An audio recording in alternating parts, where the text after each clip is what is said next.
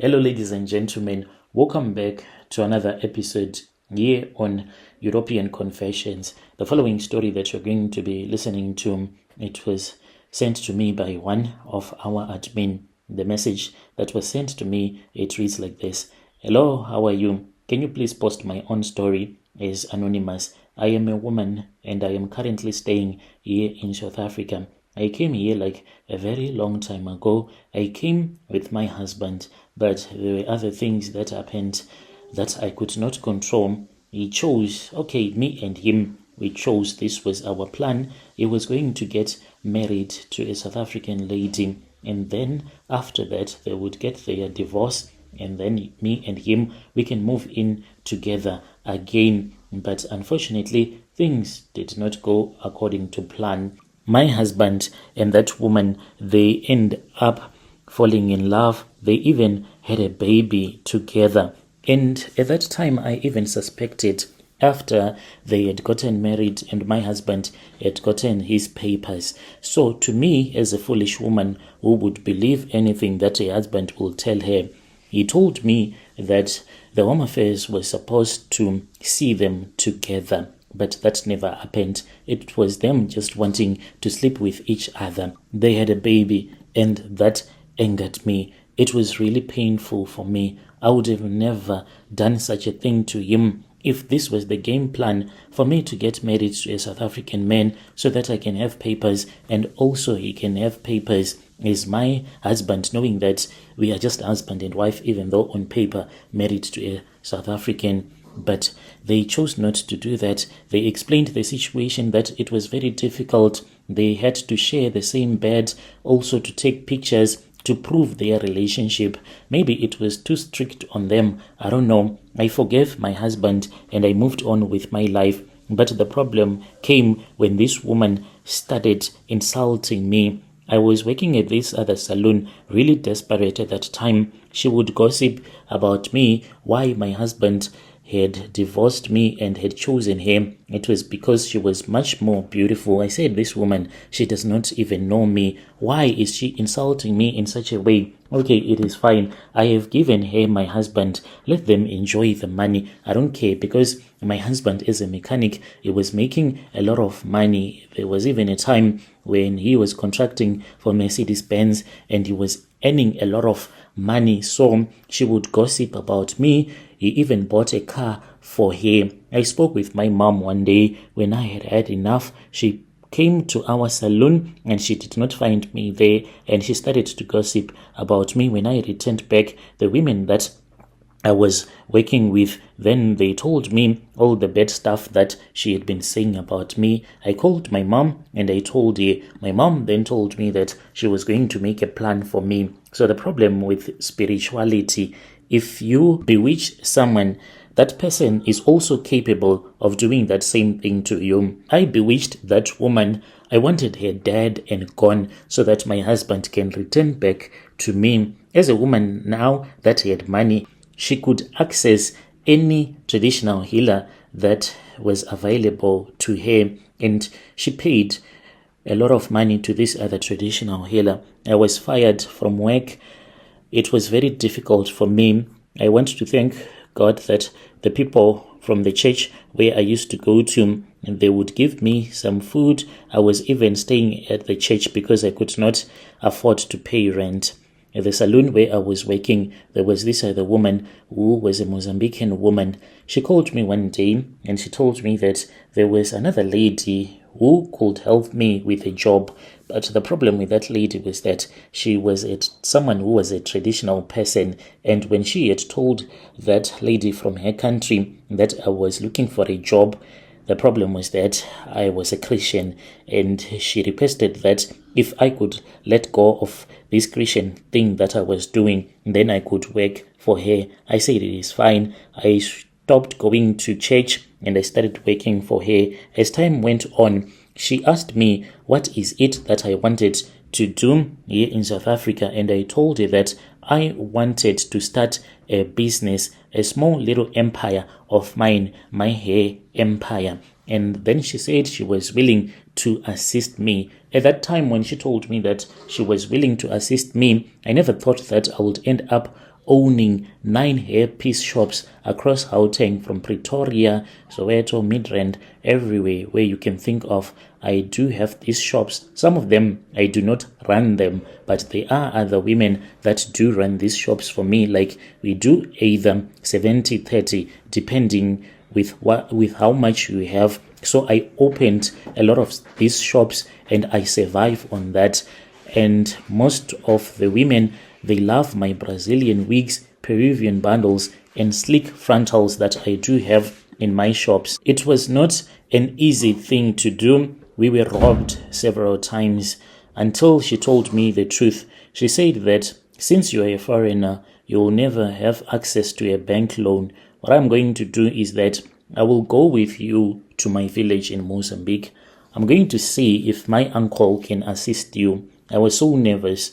Ever since I had landed in South Africa, I never thought that I would end up leaving the borders of South Africa, going to a neighboring country, trying to get some juju in order for me to run these businesses. So this woman and I, we then went to Mozambique, and then I was told that in order for me to be successful in business, I had to find a man who was going to deposit his seed in me. And then after I would have fallen pregnant, I was going to have a forced abortion. The fetus that will be still very small at that time was going to be used for that ritual. I tricked this other South African guy. He slept with me. He was someone that had been proposing love to me. I never liked him because he did not even have money at all. I offered him money. I gave him 2,000 rands, just like I had been told by my business mentor that when you give him this money, just give it to him when he is drunk and tell him. And when he is going to do this, he must be totally drunk. He has to hear what you will be telling him, but he must not understand. So during the day, I was friendly with him. He was working at this other small barber shop. When he saw that I was friendly with him, he suggested that I should come with him to his place. And I said, no, your place, no, we will go to my place. He was so excited. He even ended up buying a quarter for me and some cold drink. And I drank and ate that for lunch. And after we had knocked off, we went to my place. I bought some alcohol for him. He said, why don't you join me? Why are you not drinking? I told him that I was okay. I was not okay. I was feeling nervous and sick to my stomach. It is very difficult for a woman to sleep with a man that she does not love. I informed my business mentor that the man was drunk, and she said, it is okay. You can use that clay pot. I took it out of the wardrobe. So this belonged to that woman from Mozambique who had been assisting me. And then I took out money that was inside that clay pot. I did everything as he was looking at me. He kept on asking me what was happening. What was happening? He could not understand, but he was drunk. I told him that I wanted to give him some juju that was going to make him love me even more, that would make his pee-pee to be so strong. When I told him that his pee-pee was going to be so strong that he was going to impregnate me on that night, I even felt him. He really wanted me on that night. I gave him the money and I said, this is for you. I want you to impregnate me. I want your blood. I want your seed growing inside my womb. And when you have deposited your seed in my womb, when it is growing, I am going to rip it out of my womb and I'm going to use it to become wealthy. He would not even understand what I was saying, and then we slept together, just like what that lady had told me. When we were done, that was when I took that clay pot and I went into the bathroom and I poured some water in that clay pot, and then I washed my private part. I wanted us to do another round. I refused.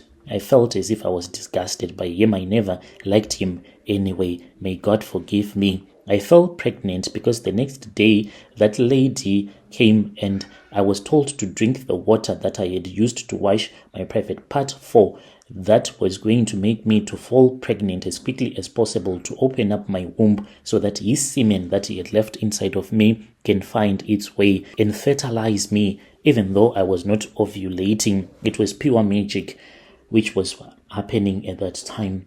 I then found out that I was pregnant. I told him, as I had been informed by that woman who was assisting me, by letting him know, his ancestors then had to know that there was a baby that was growing inside of my tummy.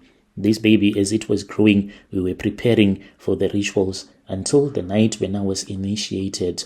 I went to this other illegal abortion clinic, and then I was given some pills. Later in the day, when I was at that lady's house, that was when I drank the abortion pills. I did not even know that abortion is not a nice thing, because when you do it, there is something spiritual that happens, because you will be mocking God. For God would have taken his time at the time of conception, creating life, and then you destroy that life. I never knew that. This woman explained it to me just before the abortion had happened.